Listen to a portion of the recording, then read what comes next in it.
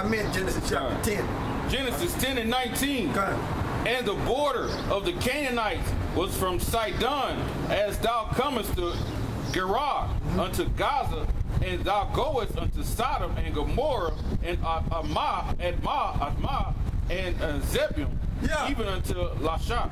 Yeah, that's them goddamn Hamites. That's them goddamn Hamites, man. It's them long necks. They say that's where we come from. You a goddamn lie. Nasty ass. You a goddamn lie, man. We ain't come from no goddamn Hamites. Them damn Africans over there. They was the first flaming faggots. What Jake you see doing this shit, man? What Jake you see? Look what Jake doing. Look at him down there taking the golden shower, man, eating a shit sandwich. Check him out down there. He taking a golden shower down there. I got a quick scripture right here on Genesis 13 and 13. But the men of Sodom were wicked and bitter before the Lord exceedingly. That's that same spirituality over America. Yup. That's that same spirit, man. That's that same spirit that's in America, man. That same spirit, like the brother said, man. And this is America's judgment. This is Jude 7, verse 7. Even as Sodom and Gomorrah and the cities about them in like manner, giving themselves over to fornication and going after strange flesh, are set forth as an example, suffering the vengeance of eternal fire. Yeah, suffering the vengeance of eternal fire. So look, them flaming faggots, 5 people walking around here being the flaming faggot, that's what's waiting for you. Right there. You done learn the ways of the so-called white man, because that shit just jumped on him now, which he's a flaming faggot. But we just wanted to make the example that them goddamn Hamites, them goddamn Africans, is faggots, man. Right. That was the first faggots that the Most High destroyed, man. Right. Now it's on Esau. Now Esau they turned y'all out, and got y'all walking around here like flaming faggots, and that's gonna be your judgment right there. And nuclear destruction. Esau basically playing the same role as Pharaoh, and this is modern day Egypt right here. Which is gonna get the same judgment that ancient Egypt got.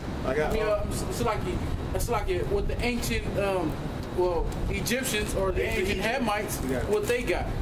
This is back on what this brother said just now, and then back up what I said about the great city, comparing the two with Sodom and Gomorrah in America.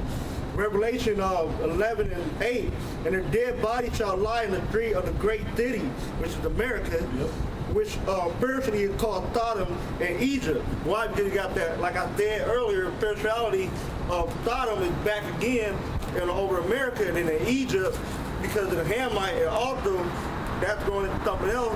But like the brother said in ancient Egypt, and then where also our Lord was crucified. Because our Lord wasn't crucified in America, he was crucified in Israel. But he was spiritually crucified out here. First with they crossed him out with the painting, then they crossed him out spiritually with the name and the teaching of the Bible, because Yahushua covered the volume of the book. So that's how they crossed him out. Deuteronomy. It's Deuteronomy 32 and 41. If I wet my glittering sword and my hand take hold on judgment, I will render vengeance to my enemies and will reward them that hate me. I will make my arrows drunk with blood. Yeah, that's the thermonuclear destruction. You see, that's the thermonuclear destruction, man. Because we know that the Bible is symbolic, man. We know that it's symbolic, man. Can't no arrow shoot from one end of the earth to the other. We know this talking about thermonuclear destruction, man. We know that's talking about missiles. Go ahead. And the scriptures refer to arrows as glitter and sword. You know swords don't have glitter on the back on. What is that? That's the missile. That's the fire coming out of the missiles. God. It says, I will make my arrows drunk with blood, and my sword shall devour flesh, and that with the blood of the slain and of the captives from the beginning of the revengers upon my enemies. So the Heavenly Father got enemies, and we got enemies. And that's plain, man. That's right. So that's plain, man. So you walking around here thinking, our people walking around here thinking that they ain't got no enemies, man. You got enemies, man. You got enemies, man. And then I was watching that, what's that shit that come on the Bubblegum News, CNN, with Martin Luther King? 60s. Yeah, the 60s, man, that weak ass motherfucker, man. You had a brother on there with the shade said, we gon' down here in the, what did he say, down here in Atlanta, we gonna make these crackers bow down, something like that. And Martin Luther King said, I stand by myself, no violence, no violence, I stand by myself. I see why they blow that nigga head off, man. Esau don't understand peace. He don't understand peace, man. You gotta go at Esau with war, man, and destruction, man. He don't understand peace. He don't understand that, man. Well, let's sit down at the table and we gonna talk and we gonna do it like this. Shit, Esau have a 12 gauge up under the table, ready to light your ass up. So he gonna light your ass up. It's a matter of when he ready to light your ass up. When he ready to pull that trigger. So when you get through talking, and he's like, all right, we cool, we made a deal. Esau gonna blow your shit off, man. Because Esau like to, he gonna put an end to you. So he wanted to worry about you tomorrow. That's how Esau is, man. He like, fuck that, man. I gotta take this motherfucker out so I ain't gotta worry about him coming back. And then the thing about it is, Esau want that birthright back, because Esau know he fucked up. So he want that birthright back. But he said it. But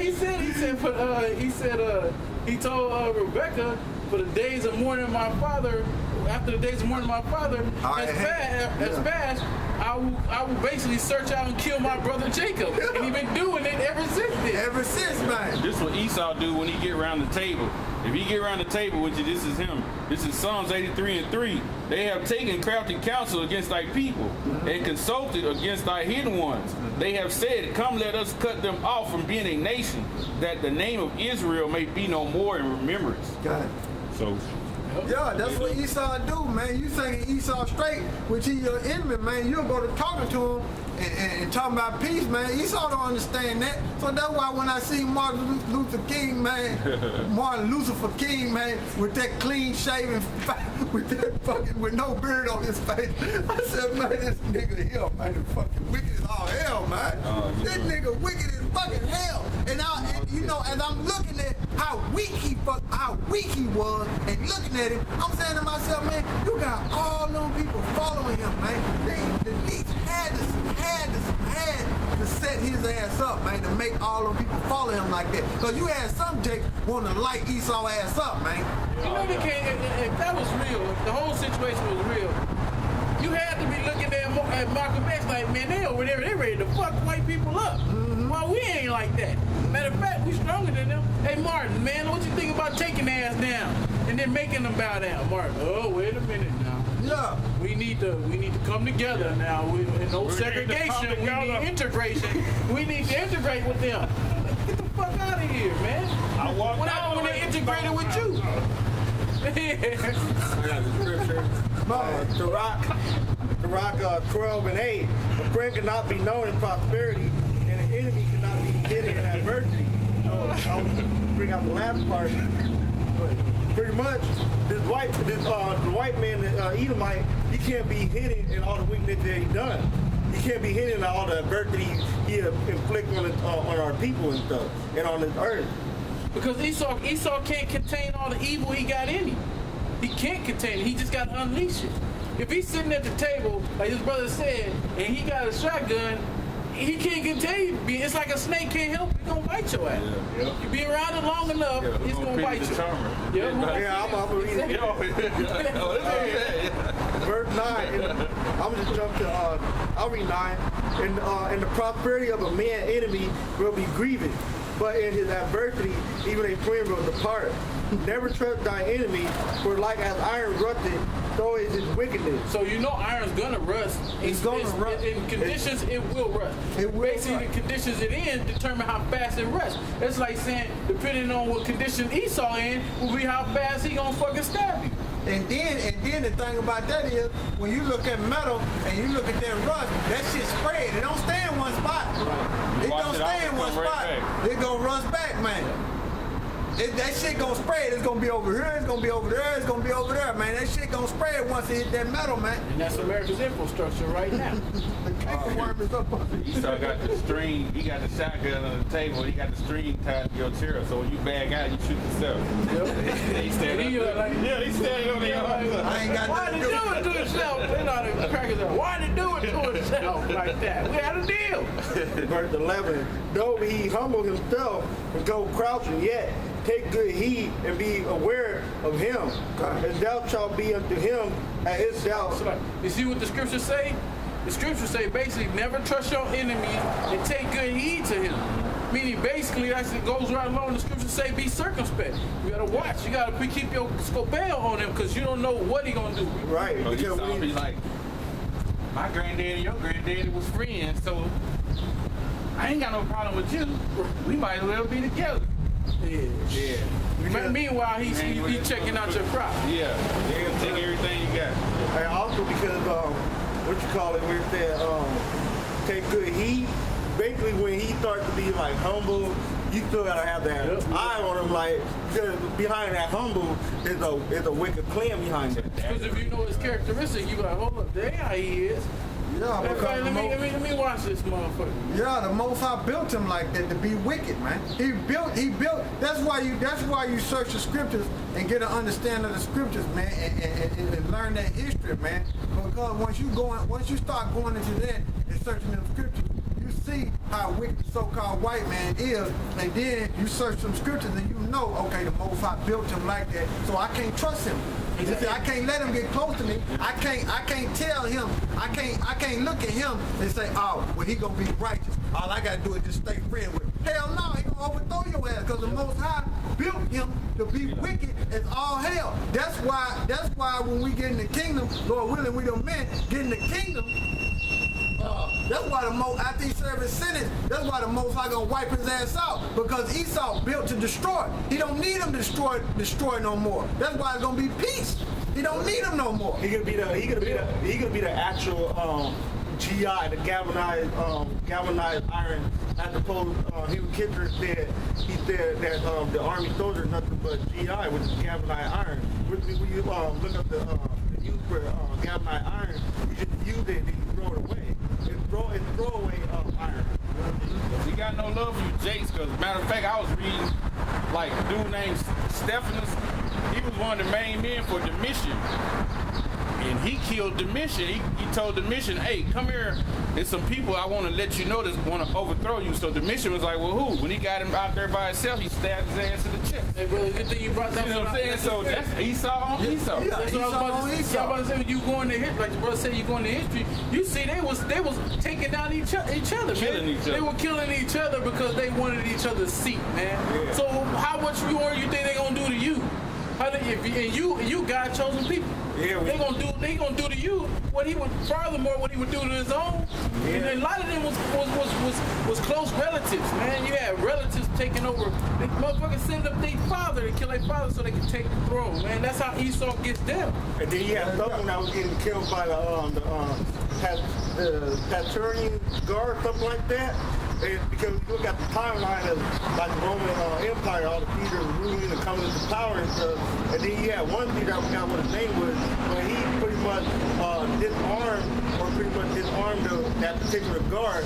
Pretty much he didn't give them power no more. And he saw the track record was how they were killing, starting off Caesar and bringing another Caesar into power. Yeah, he didn't want to fall up under that same lot that other Caesar had got killed. Yeah, that was. Set them up, basically. Yeah, I think that was Augustus. Yeah, I think so. Yeah. This is 2nd Ezra 15 and 15. For the sword and the destruction draweth nigh. One people shall stand up to fight against another with swords in their hands. For there shall be sedition among men and invading of one another. They shall not regard their kings nor princes, and the course of their actions shall stand in their power. Anarchy, man. You have these certain militia groups or whatever, these white supremacist groups or whatever, they gearing up for that day. They up there buying up all ammunition. They up doomsday prepping and everything. They up there getting food set aside. They up there making bunkers and stuff like that. They making secret type weapons and shit. But when they ain't got no ammunition no more, Esau got a show where they in the woods, man. They got these little thin sticks, man, and they fighting damn near to the death with 2 sticks. And it's put you in a situation, basically training each other. You put in a situation where you're fighting against a man and he has a weapon and you don't. How do you handle that situation, man? Esau is getting in that warrior mentality, and Jake sitting there Dougie in and shit, doing the nay and then all this shit, is sitting on the comment boards and all kind of shit, talking shit to the men who try to tell them, look, this is what's coming. Yeah, in the Special Forces, Delta Forces, they call it in Navy SEAL close quarter combat. You can get in a phone booth and the motherfucker fight your ass to death in the phone booth. They teach them that shit, man. You know how to fight in close quarters. They teach them, but it ain't gonna work because of the shit. When we have that spiritual power, shit. It's gonna even when that time comes, and then the scripture tell you when the Most High pours the Spirit on Jake, they gonna be out here tearing these Edomites and these other nations up. They're gonna be like a lion amongst the Gentiles, because the Most High gonna put his Spirit on Jake and let Jake, even though Jake ain't prepared for none of that, the Most High ain't just gonna sit back and just let his nation just take a L. He like, okay, well, yeah, I'm gonna put my Spirit so you gonna fuck these people up too. Yeah. So it's gonna be a whole bunch of people getting fucked up. This is Ecclesiastes 9 and 11. I returned and saw under the sun that the race is not to the swift. Yeah, so just like the brother was saying, how Esau doing all that training, Jake, you ain't gotta worry about that shit, because the Most High gonna put the Spirit on you. He gonna put the Spirit on you and give you that new body to where you gonna cold fuck Esau up and lay him flat right where he's standing at. Go ahead. The race is not to the swift, nor the battle to the strong. Nor the battle to the strong. So I don't give a damn how many war tactics and how much training you go through. Go ahead. It says, neither yet bread to the wise. Oh, your own understanding. Yeah, I'm gonna build this. I'm gonna go in this bunker. I'm gonna build this type of gun. I'm gonna build this type of sword. Hell no. Most I ain't dealing with that shit. What he dealing with is this word. He wants you to seek him and depend on him. So then he gonna drop that spiritual power on you so you can defeat that bullshit and control the elements. You see? Go ahead. Can I jump in real quick? And then like how you're gonna get that spiritual power, it could be like the Matrix. It could be an automatic download, like how Neo was he was about to fight. It was just a download. That's just like the Most High to give you, or the Howard trying to just download into your mind and learn how to do certain things that you never didn't know how to do before. It's gonna come with that body, because the body you have ain't gonna be the body the spiritual power comes in. When you get that body, what the scriptures say be changed as a twinkling of an eye. Coming with that body is that spiritual power. Coming with using the whole completion of your mind, and you can be able to manipulate the elements, just like the angels could do.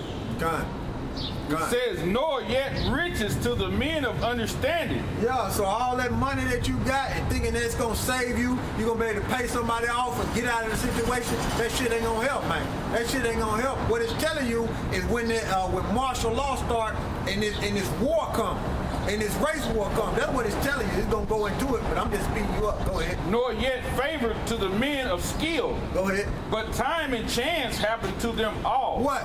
The things that you depend on and the things that you trust in, that shit gonna happen, and you gonna try to use that shit, and you gonna get your ass cold fucked off doing this martial law. Go ahead.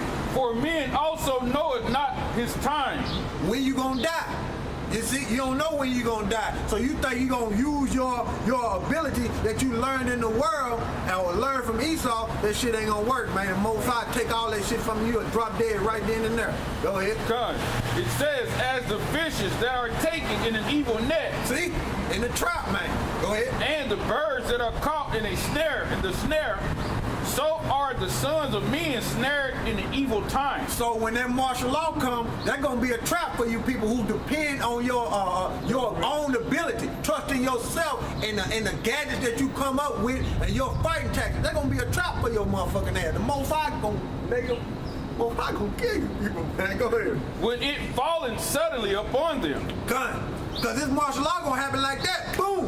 And that death gonna come. People gonna be dropping dead. Boom, boom, boom. Just like that. Go ahead. This wisdom have I seen also under the sun. Wait a minute. It said this wisdom also have I seen under the sun. Go ahead. And it seemed great unto me. And it seemed great unto me. This is what Solomon said. Go ahead. There was a little city, There was a little city. Go ahead. a few men within it. A few men within it. You got a sanctuary over there. You got a sanctuary over there. You got a sanctuary in Cali. You got a sanctuary in New York. You got a sanctuary in Philly. You got a sanctuary in Alaska. There you go. Go ahead. It says, there came a great king against it. There came a great king against it. Who ruling right now? Esau.